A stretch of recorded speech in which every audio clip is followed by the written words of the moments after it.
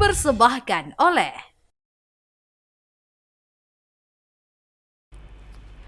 Halo pemirsa, selamat datang tentunya bersama dengan saya kembali lagi Winda Gisela di Ruang Publik Podcast yang dipersembahkan oleh DPRD Provinsi Jawa Timur. Seperti kita ketahui kalau ternyata di beberapa bulan ini kita sudah melihat 100 hari kerjanya Gubernur Jawa Timur. Nah, kira-kira seperti apakah penilaian yang perlu kita bahas karena ini adalah sesuatu yang tentunya pengen banget diketahui oleh seluruh masyarakat terutama khususnya Jawa Timur. Untuk itu biar kita bisa dapat pandangan dan pencerahan sedikit gitu ya, saya akan ngobrol-ngobrol dengan narasumber kami yang sudah hadir pada hari ini, tentunya bersama dengan Bapak Haji Muhammad Nasih Asal MPD yang merupakan anggota DPRD Jawa Timur dari fraksi Partai Nasdem yang juga duduk di Komisi C. Pak Nasih gimana? Alhamdulillah sehat? Alhamdulillah sehat Mbak Winda. Lagi sibuk apa nih Pak akhir-akhir ini Pak di kantor Provinsi DPRD Jawa Timur nih Pak?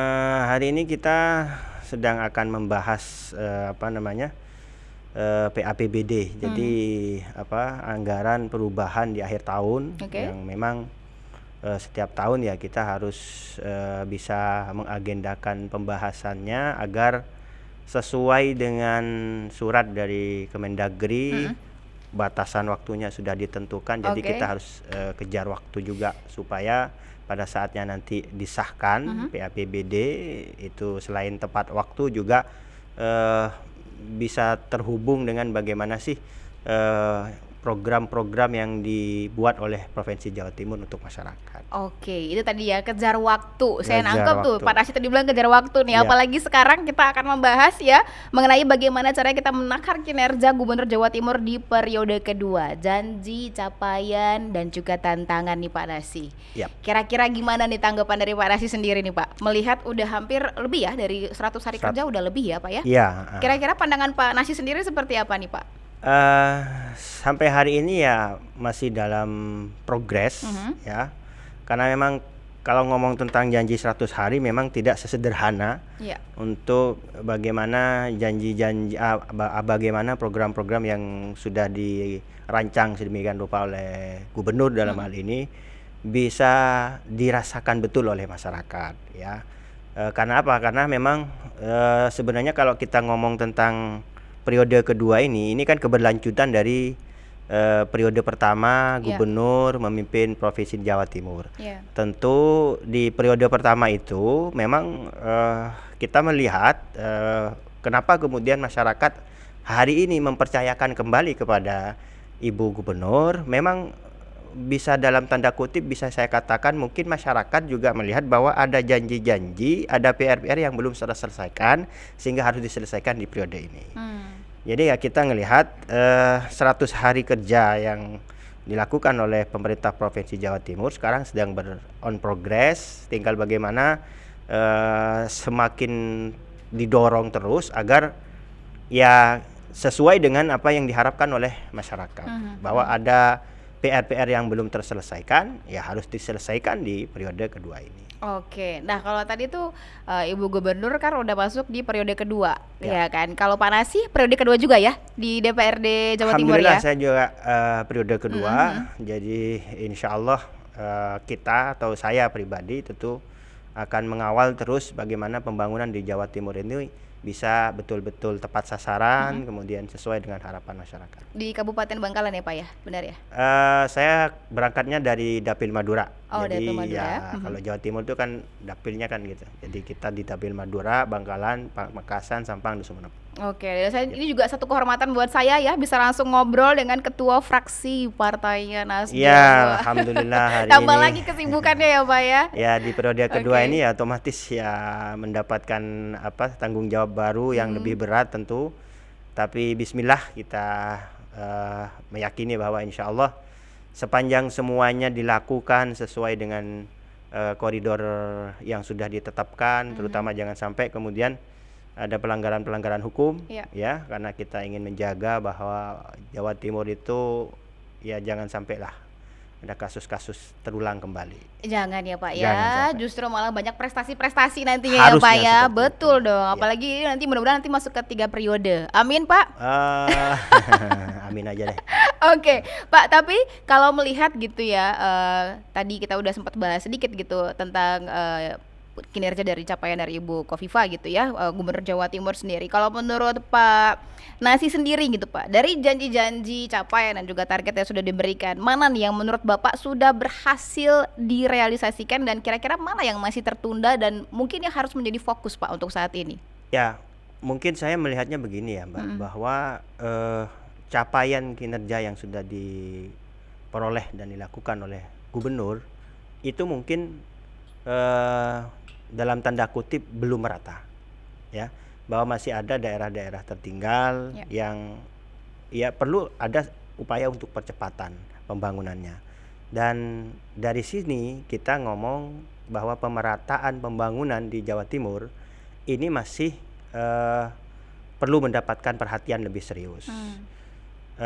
Sebagai contoh misalkan, sebagai contoh ada beberapa daerah seperti misalkan ya, orang pada tahu lah kalau ngomong tentang Jawa Timur ya, Madura selalu menjadi perbincangan hangat gitu ya, seolah-olah Madura tidak dibangun, seolah-olah Madura belum mendapatkan kue pembangunan dari pemerintah. Saya melihatnya justru malah ini sebuah tantangan sebenarnya ketika ngomong tentang pemerataan itu. Madura ini kan sebenarnya menjadi daerah yang ya ketika ngomong tentang masyarakat ya kita ngomong tentang banyak hal, ngomong tentang indeks pendidikan IPM Madura gitu kan, kita ngomong tentang bagaimana sih karakter Madura dan ya macam-macam lah terkait Madura ini. Tetapi bahwa ada hal yang sebenarnya saya melihat justru ada yang tidak sinkron antara bagaimana pemerintah memandang daerah-daerah pelosok ini ya, dari aspek bagaimana kondisi masyarakatnya berkaitan dengan isu-isu yang berkembang macam-macam. Justru kalau lebih bisa kita lihat sebenarnya daerah terpencil ini memiliki potensi yang sangat luar biasa sebenarnya untuk dikembangkan. Jadi dari hal ini kemudian saya melihat bahwa pemerataan pembangunan itu bukan hanya dari aspek bagaimana kesejahteraan masyarakat yang kemudian terdampak melalui pembangunan itu, tetapi bahwa ini ngomong tentang income juga. Apa sih yang diperoleh oleh pemerintah Provinsi Jawa Timur? Ya, contoh misalkan ketika ngomong tentang SDM ya, ketika ngomong tentang SDM, sebenarnya banyak sekali potensi-potensi yang kalau digarap ya di tingkat bawah masyarakat itu justru itu memberikan income yang cukup besar. Ya, sektor sektor pariwisata misalkan, ya jangan anggap bahwa Madura itu tidak punya potensi. Justru Madura menjadi salah satu yang hari ini memiliki potensi besar. Kita ngomong tentang bagaimana pariwisata di Sumeneb ya, kita ngomong kepulauan bagaimana di sana prospek betul, sehingga sekali lagi bahwa ada daerah-daerah terpencil yang harus mendapatkan perhatian lebih serius. Karena apa? Karena dampaknya ini akan menjadi sangat besar untuk memberikan income kepada pemerintah Provinsi Jawa Timur dari aspek pajaknya dan lain-lain. Saya kira itu banyak berarti ya sebenarnya. Banyak sebenarnya. Ya karena kalau saya itu ke Madura kayaknya ya cuman ke daerah-daerah tertentu aja gitu ya. Mungkin tadi juga ya Pak informasi yang diberikan juga belum ini ya. Belum. Jadi ada yang tidak sinkron gitulah tentang potensi yang harusnya itu dianggap sebagai sebuah sebuah tantangan ya. Karena kalau ngomong tentang potensi, daerah kepulauan itu kan tantangannya karena infrastruktur, Mbak. Betul. Nah, ketika infrastruktur itu bisa dipenuhi, maka disitulah potensi bisa kita gali. Sesederhana itu sebenarnya. Potensi apa nih Pak yang dimaksud? Mungkin selain tadi kan potensi wisata gitu ya. Ya. Selain itu apalagi sih Pak yang mungkin bisa menjadi fokus utama juga ketika misalnya Ibu Gubernur lagi menonton kita misalnya? Ya. Potensi-potensi apa yang mungkin bisa dijelaskan lebih detail? Ya, contoh ketika bicara tentang postur APBD kita. Kita kan ngomong selalu tentang seberapa kuat sih PAD yang kita miliki. Seberapa kuat sih PAD Jawa Timur itu bisa memberikan kontribusi pembangunan bagi seluruh masyarakat Jawa Timur. Kan begitu. Lah, kita kalau sudah ngomong tentang PAD, kita ngomong tentang bukan hanya dari sektor pajak, tetapi ngomong tentang bagaimana investasi. Jawa Timur ini ya, investasi yang masuk itu kan bersifat luas sekali. Jadi bukan hanya kepada investor-investor yang dari dalam sendiri, tetapi juga investor dari luar negeri gitu kan. Seperti halnya yang terjadi di beberapa daerah di di Pantura gitu kan.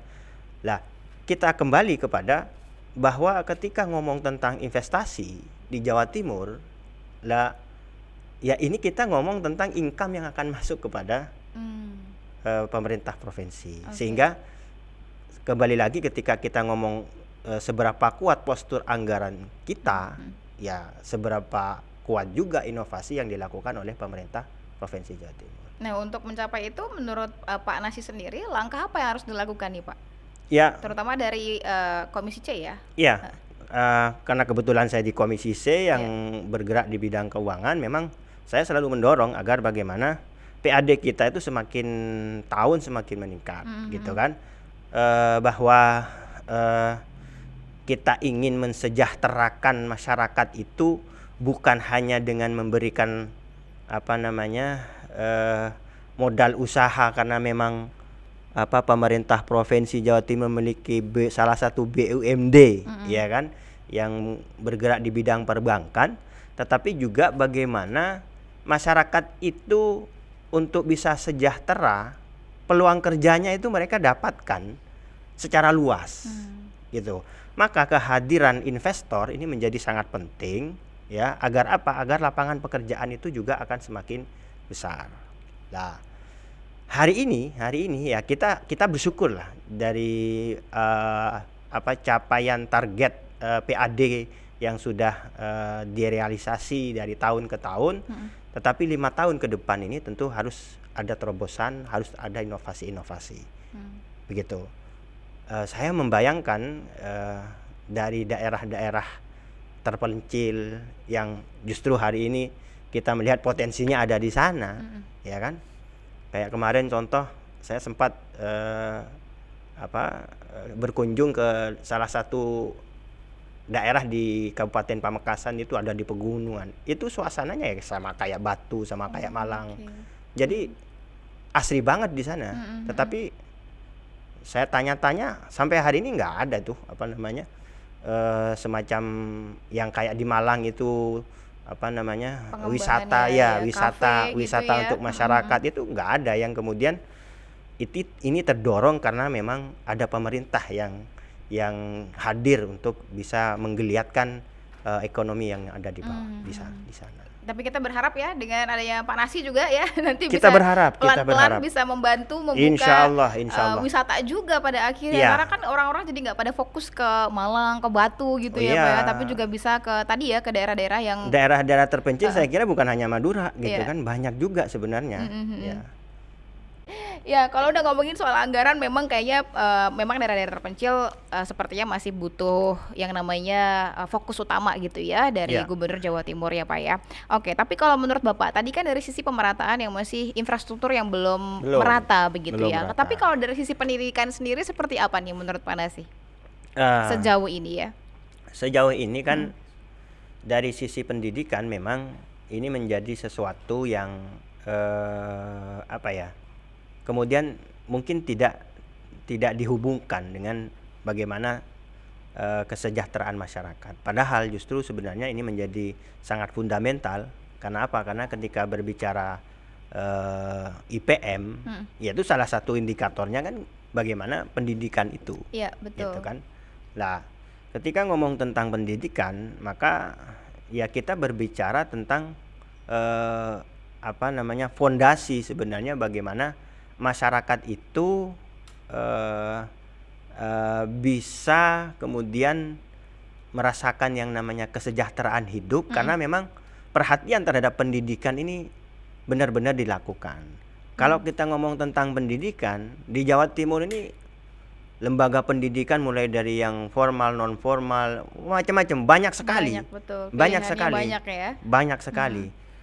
Dan kita juga melihat bahwa dalam dunia pendidikan, terutama pendidikan tinggi, kajian-kajian tentang bagaimana masyarakat, ekonominya, bagaimana kesejahteraannya, itu kan dilakukan oleh banyak kampus-kampus besar di Jawa Timur. Dan saya kira sebenarnya tinggal bagaimana kajian-kajian secara akademis yang dilakukan oleh para akademisi itu juga menjadi salah satu potret bagi pemerintah provinsi untuk bisa melakukan upaya-upaya percepatan itu tadi. Jadi ngomong tentang daerah terpencil, bukan berarti di sana tidak ada pendidikan. Justru kita melihat hari ini kita bersyukur loh. Seperti contoh, lagi-lagi saya ngomong tentang Madura. Perguruan swasta di Madura itu cukup banyak sekarang. Sudah mulai banyak tumbuh kesadaran masyarakat untuk menyekolahkan anaknya sampai ke tingkat perguruan tinggi. Lah, saya kira ini yang harus direspon, ini yang harus ditangkap secara positif oleh pemerintah provinsi. Ya, dan jangan sampai juga kan ya akhirnya ya tadi ya Pak ya, infrastruktur sudah tidak merata, pendidikan juga tidak merata, begitu betul. Ya. Dan itu akhirnya lama-lama ya yang dari tempat kecil pindah terus akhirnya ke kota besar gitu besar. Ya. Iya. Dan itu bahaya ya Pak. Ya, sebenarnya hukum alam memang seperti itu. Tapi kan pemerintah itu bukan bekerja berdasar hukum alam, karena kalau berdasar hukum alam ya akan selalu seperti itu. Orang desa ya tetap menjadi orang desa, tidak terbaharukan, orang kota ya juga semakin maju. Akhirnya ya tidak ada pemerataan.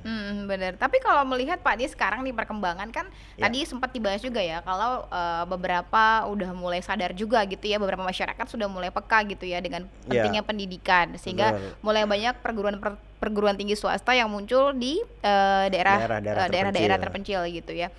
Sejauh ini bagaimanakah peran dari teknologi sendiri Pak di sana? Apakah cukup menerima nggak? Karena menurut saya kan ada beberapa orang itu identik dengan tidak mau membuka diri soal kehadiran teknologi. Ya kita kan bisa mengklasifikasi ya kelompok masyarakat itu. Kalau kita ngomong tentang gen itu kan mulai dari gen alpha, gen Z, kemudian seterusnya. Ya kita sebenarnya melihat justru Indonesia emas itu kan karena ada bonus demografi, di mana pertumbuhan anak muda ini akan semakin mempengaruhi ya masyarakat kita. Dan saya kira menjadi sebuah keniscayaan ketika kita ngomong bagaimana menghadirkan digitalisasi di tengah-tengah masyarakat itu tentu ya melalui pendidikan. Dan kita bersyukur karena pendidikan kita hari ini sudah mulai terupdate kira-kira seperti itu. Dan dari sisi bahwa pendidikan tinggi ini juga hari ini juga semakin tumbuh, maka seiring dengan pertumbuhan itu juga harusnya itu terekam dalam sebuah indikator pertumbuhan masyarakat. Ya, jadi pertumbuhan masyarakat dari perspektif bahwa masyarakat hari ini sudah melek terhadap yang namanya pembangunan itu harusnya seperti apa. Ya, jadi ya dari sini saya juga ingin menyampaikan sebuah pesan bahwa apa yang dilakukan oleh pemerintah ya provinsi ini dilihat loh oleh masyarakat. Dan sekali lagi bahwa ketika masyarakat melihat, ya masyarakat akan menilai. Nah, kalau di periode pertama Ibu Gubernur ini kemudian terlihat dan ternilai beliau sukses, sehingga kemudian amanah berikutnya diberikan, maka bagaimana menjaga itu, bagaimana menjaga itu sehingga kemudian ya kita berharap semoga berakhir husnul khotimah. Artinya mendapatkan prestasi, mendapatkan penghargaan yang tidak hanya didapat secara seremonial, tetapi itu benar-benar penghargaan yang didapat oleh masyarakat, dari masyarakat. Iya, karena benar kata orang yang mempertahankan itu justru lebih susah ya Pak, lebih daripada susah memulai ya. Daripada memulai. Iya, karena banyak sekali pro dan kontra gitu ya. Lebih ke tantangan sih sebenarnya kalau saya mengatakan ya ini tantangan gitu lah. Kalau hari ini lebih berat ya ini tantangan gitu loh, mau tidak mau gitu. Seperti Pak Nasi juga kan 2 periode nih gimana nih Pak? Tantangan juga ya Pak? Iya, kalau dikembalikan kepada pribadi saya ya sebenarnya berat sekali gitu loh. Jadi lebih benar dong lebih berat mempertahankan ya daripada memulai ya Pak? Lebih berat mempertahankan daripada memulai. Tantangannya sendiri apa Pak di periode kedua ini Pak? Tantangan di periode kedua menurut ini Pak Nasi sendiri gitu. Ya hari ini saya mungkin harus lebih aktif dalam berkomunikasi ya dengan pemerintah, karena saya sebagai pimpinan di fraksi sehingga saya harus bisa memotret seperti apa secara utuh masyarakat yang ada di Jawa Timur gitu kan. Bukan hanya sekedar saya ngomong tentang Madura karena saya berangkat dari Madura, tapi secara luas saya juga harus memotret bagaimana kondisi masyarakat yang ada di Jawa Timur, sehingga intensitas komunikasi terutama dengan gubernur itu hari ini menjadi ya sesuatu yang menyita waktu juga. Gitu. Tapi cukup terbuka ya Pak antara komunikasi antara. Alhamdulillah ya kita melihat, atau saya lah paling tidak melihat sangat terbuka komunikasi itu. Dan kalau ngomong tentang komunikasi sebenarnya ya semua kan sudah diatur, wilayah kerjanya sudah diatur.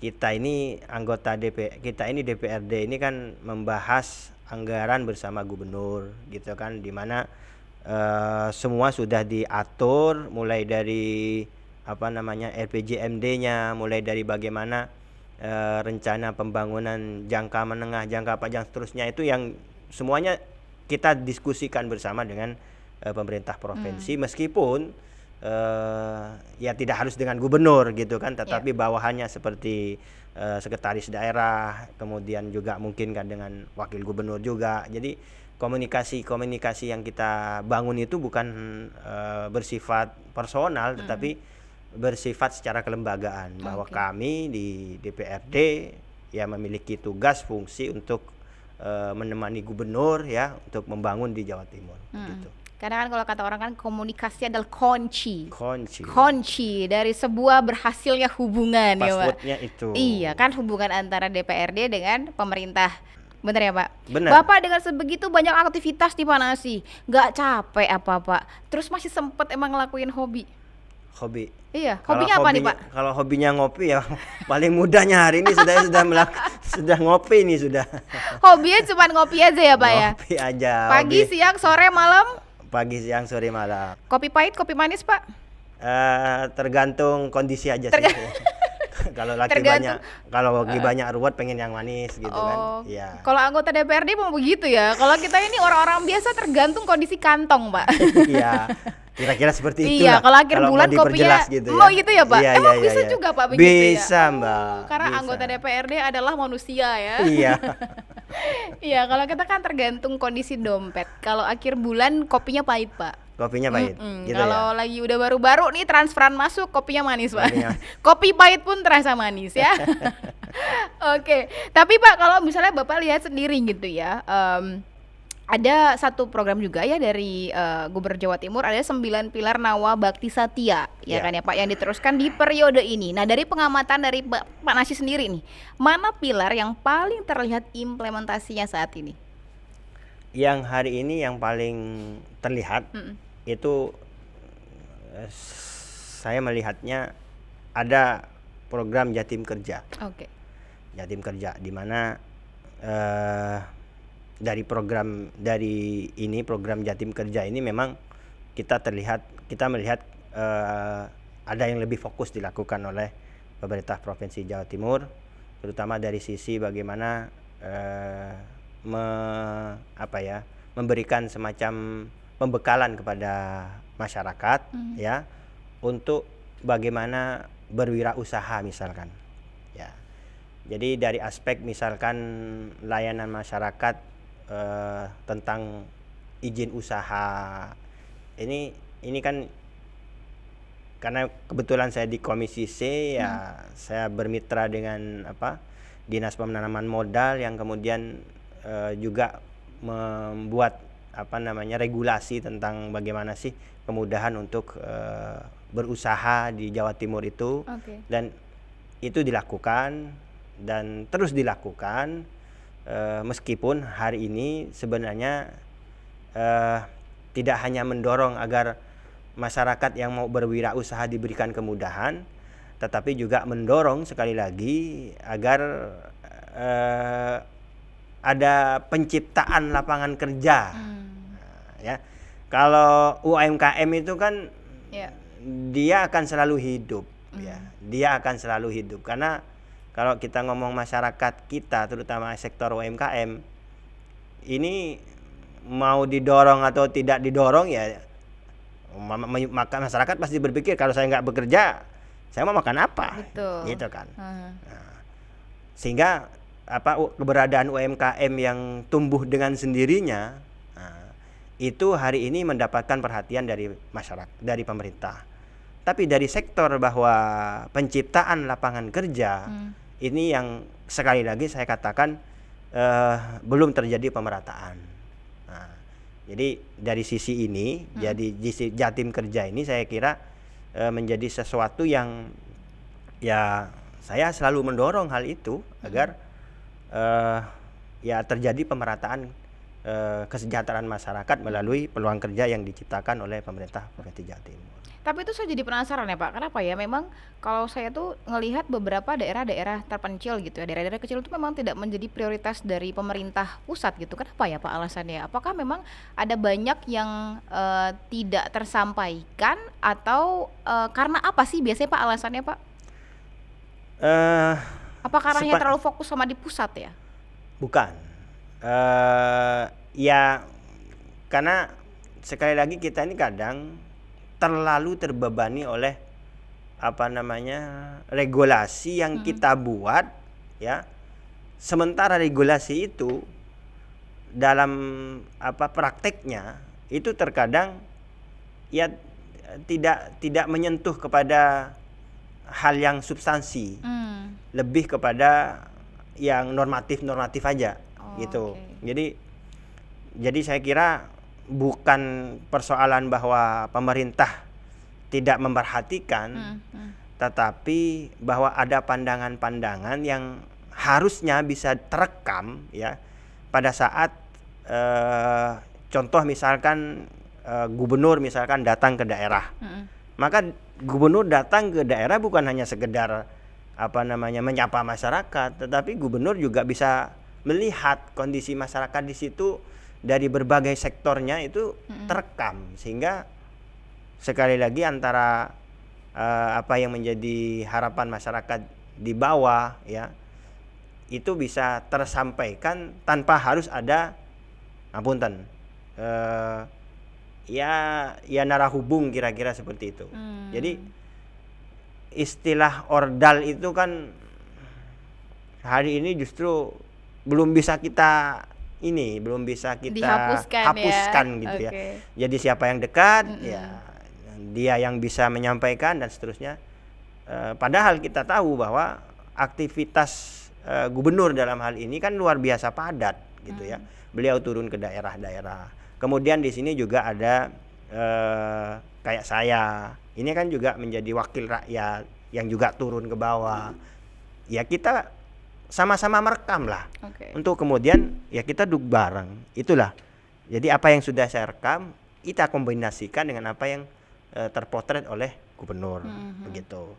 Nah di sini kemudian gubernur ya tinggal mengeksekusi, memerintahkan kepada bawahannya, ya, sehingga tidak ada yang terputus, kira-kira seperti itu. Jadi kalau saya tetap melihatnya tidak ada yang mengabaikan sebenarnya. Tidak ada yang mengabaikan. Secara prinsip tidak ada yang mengabaikan. Apakah itu pemerintah pusat, pemerintah kabupaten, ya. Cuman ya pada akhirnya harus sering-sering diingatkan aja gitu ya. Terus ya. Sering-sering diingetin, Disamperin sering-sering diomongin gitu ya, Pak. begitu. Iya. Jadi kayak sekarang ini alhamdulillah. Jadi ya kita di DPRD Provinsi Jawa Timur membuat kegiatan podcast. Ini kan bagian dari supaya apa yang kita rekam dari bawah itu juga bisa didengar dan kemudian ditindaklanjuti, kira-kira seperti itu. Betul, makanya harus sering-sering dikunjungin, sering-sering dikomunikasiin gitu Pak ya. Karena kan kalau kata pepatah-pepatah gitu Pak, yang ngingetin makan akan kalah sama yang nganterin makanan langsung. Ya, betul ya Pak betul. Jadi jangan cuma di chat-chat tapi langsung datengin analoginya ya Pak. betul sekali itu, betul. Oke, Pak, tapi kalau udah ngomongin soal tadi kan Bapak bilang Madura gitu ya Pak ya. Saya boleh tahu nggak makanan kesukaan Bapak apa nih? Madura. Khas Madura. Kalau khas Madura, saya paling suka ada warung legendaris namanya Amboena itu. Itu jualan apa tuh Pak? Nasi campur lah. Nasi campur ya. Tapi khas banget. ya. Beda dengan nasi campur yang lain. Oh gitu. Bedanya apa Pak? Ya di rasanya. Ya. Beda banget. Bumbunya juga Bumbunya beda ya. Iya, memang kalau kita itu misalnya juga udah stres soal pekerjaan gitu, kuliner juga suka ya Pak Bapak? Suka ya? Iya. Daripada ngopi kan Pak nggak bagus untuk lambung. Ya ngopi kan harus ada makannya juga. Kalau cuma ngopi ya akhirnya jadi penyakit nanti. Ngopi harus ada makannya, ngopi tuh harus ada temennya Pak. Ada temennya juga. Ditemenin tuh paling enak kan Pak. Iya. Kayak kita sekarang lagi nemenin pemirsa juga ya kan di podcast ya bersama dengan Pak Nasi nih. Oke, Pak Nasi, kalau melihat dari sebegitu banyak program-program yang ada dari Gubernur Jawa Timur nih, menurut Bapak sendiri apakah dari program-program itu sudah ada yang melibatkan masyarakat langsung Pak untuk melakukan evaluasi? Ya, tentu kalau kita bicara tentang regulasi, bahwa sudah diatur tahapan-tahapannya. Keterlibatan masyarakat di dalam bagaimana program-program yang dibuat oleh Jawa Timur itu ya harus tahapannya ya harus dengan pelibatan masyarakat. Musrembang itu kan dilakukan mulai dari tingkat yang paling bawah ya, itu melibatkan masyarakat dan tentu masyarakat itu sebenarnya sederhana Pak. Masyarakat kita itu sederhana. Apa tuh? Kenapa sederhananya? Sederhananya begini. Gimana maksudnya Pak? Gubernur sudah membuat program kerja ya. Dan program kerja itu dijawantahkan dalam ya nawacita yang tadi disampaikan oleh Gubernur dan itu kan konsep Mbak. Itu konsep tentang pembangunan yang ada di Jawa Timur. Nah, ketika masyarakat melihat konsep pembangunan yang ada di Jawa Timur, sebenarnya masyarakat sudah bisa memahami kemana sih sebenarnya Gubernur itu ingin menyelesaikan tugasnya di periode kedua ini. Sehingga sekali lagi ketika berbicara masyarakat, justru Jawa Timur ini menjadi sangat baik sekali karena begitu welcome-nya masyarakat ya terhadap setiap kebijakan yang dibuat oleh pemerintah Provinsi Jawa Timur. Jadi yang penting ada konsepnya, masyarakat dikasih tahu gitu kan. Kemudian tinggal bagaimana realisasinya. Kalau sudah ngomong tentang realisasi ya kita ngomong tentang bahwa masyarakat juga harus bisa ikut mengawasi juga.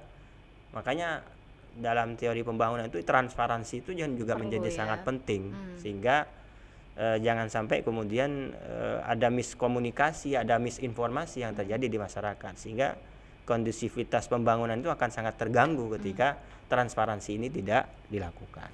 Kalau menurut Bapak sendiri, apakah sudah transparan sekali untuk di periode kedua ini? Dari kacamata kami, ya kalau 100% ya enggak lah. 100% enggak. Tetapi ada hal-hal yang menjadi fundamental, ada hal-hal yang menjadi sangat prinsip, yaitu memang yang enggak, ya kita keras kalau ngomong tentang hal-hal yang prinsip ya keras. Jangan sampai kemudian masyarakat tidak mengetahui hal ini. Karena kebijakannya sudah jelas. Betul. Ya. Pemerintah pusat juga sudah mengatur ya bahwa setiap program yang diusulkan ya itu ya melalui sistem itu bisa dibuka, diakses oleh masyarakat siapapun itu. Betul, karena zaman sekarang jejak digital ya Pak ya. Aduh itu perlu banget, orang tinggal dikit-dikit buka handphone, buka internet, beres gitu ya. Oke, minum dulu Pak, nggak apa-apa Pak. Ya. Minum panas sih ya. Saya nggak ada rokok nih. Iya. Nanti diganti sama permen aja Pak. Ya, permen aja ya. Iya, permen ya Pak ya. Lumayan ya Pak. Lumayan bisa nahan sedikit ya Pak ya. Iya. Oke Pak, tapi nih kalau misalnya saya pengen nanya sama Pak, kan banyak sekali aktivitas. DPRD itu ada hari liburnya nggak sih Pak? Sabtu Minggu libur? Kalau langsung tarik nafas ya. Makanya kalau ditanya hari kerja kita ini sampai dihitung sampai hari apa sampai apa. Sebenarnya kita nggak punya hari libur. Ya, karena mulai dari hari Senin sampai hari Minggu, ya kita ini berkegiatan terus. Kalau hari Minggu biasanya kita berkegiatannya di masyarakat, turun ke bawah gitu. Iya, karena semua untuk masyarakat ya Pak ya. Kalau libur ya boleh lah ya Pak ya. Ya akhirnya ya liburnya ya cari-cari gitu. Cari-cari ya. Nah kalau misalnya nih Pak, ada waktu 1 hari bebas tanpa jadwal DPRD. Ya. Bapak tuh paling pengen tuh ngapain Pak? Nggak pengen Pak nonton TV, nonton bioskop gitu, baca buku. Hari libur ya nonton bioskop ya, jalan ke mall gitu kan. Kalau pengen kulineran ya mana pinggir Rembong gitu, beli apa gitu kan. Iya. Ya karena saya juga baru ke Jawa Timur gitu ya. 8 tahun tuh lama apa sebentar sih Pak? Sebentar lama. Ya Pak ya. Lama. Ya tergantung yang menjalani lah. Tergantung yang menjalani. Saya baru 8 tahun di Jawa Timur tuh kayak memang kuliner di sini the best banget Pak. Ya, Jawa Timur ini kan kalau ngomong tentang kuliner justru dia menjadi salah satu dari sekian banyak apa ya, kalau saya boleh bilang bisa menjadi sumber pendapatan. Betul, iya. Ya, kita ngomong tentang aset misalnya. Kita ngomong tentang aset yang dimiliki Jawa Timur itu cukup banyak loh. Nah, yang namanya laut itu wilayah kewenangannya Provinsi Jawa Timur. Betul. Bayangkan coba kalau kemudian kita ngomong tentang kuliner yang hari ini juga sudah mulai berjejer di pesisir pantai gitu kan. Kebayang ya. Kebayang nggak itu berapa uang yang masuk? Bener, apalagi kalau misalnya daerah terpencil tadi ikut pemerataan pembangunan, apalagi sampai kayak gitu. Kulinernya, ciri khasnya masuk, mantep pasti ya, bakalan rame deh, nggak cuman kesana aja, nggak cuman ke atas tapi juga ke Madura bawah. Juga tadi, ke bawah juga gitu ya. Oke, ini luar biasa sekali obrolan kita Pak Nasi ya, tapi mungkin bisa dibantu untuk tahap kesimpulan mengenai tema kita pada hari ini gitu ya, menakar kinerja Gubernur Jawa Timur di periode kedua, janji, capaian, dan juga tantangan. Menurut Pak Nasi sendiri, seperti apa gambarannya? Dan mungkin bisa disampaikan kesimpulan beserta pesan mungkin yang ingin disampaikan kepada pemirsa dan juga Gubernur, Ibu Gubernur, silahkan. Ya, semoga Ibu Gubernur melihat podcast kita ya. Amin. Dan yang ingin saya sampaikan adalah bahwa semua sudah terrecord ya. Kebijakan terutama dari sektor anggaran itu sudah dibahas bersama ya. Kerangkanya tentu kita berpikir bahwa semua janji-janji gubernur itu terekam dalam RPJMD yang sudah dibuat. Tinggal bagaimana RPJMD ini penjawantahannya itu bisa kemudian benar-benar memberikan kepuasan kepada masyarakat dari sisi bagaimana membangun Jawa Timur itu sendiri. Jadi kita ingin mendorong itu, dan pesan pentingnya adalah Ibu Gubernur di periode kedua ini ya kita harapkan lebih ekstra lagi ya, bekerja untuk rakyat supaya kalau ngomong tentang karir ya kita berdoakan semoga karirnya semakin menanjak. Kalau di Jawa Timur sukses, insya Allah akan semakin sukses di karir-karir berikutnya. Amin. Dan juga semoga Pak Nasir semakin sukses ya. Amin. Dan juga semakin berprestasi juga, terutama bisa membanggakan masyarakat yang sudah mewakili, yang sudah memilih Pak Nasir juga ya. Dan yang paling penting adalah jangan lupa nih pemirsa, intinya adalah kita jangan sampai menyerahkan semuanya ke pemerintahan, tapi kita juga harus sebagai masyarakat ikut berpartisipasi aktif ya Pak ya. Oke, baik, kalau begitu terima kasih banyak ya sudah menyaksikan talk show kita pada hari ini. Sampai ketemu lagi dan sampai jumpa. Terima kasih banyak Pak Nasi. Silakan ngopi lagi Pak Nasi, silakan.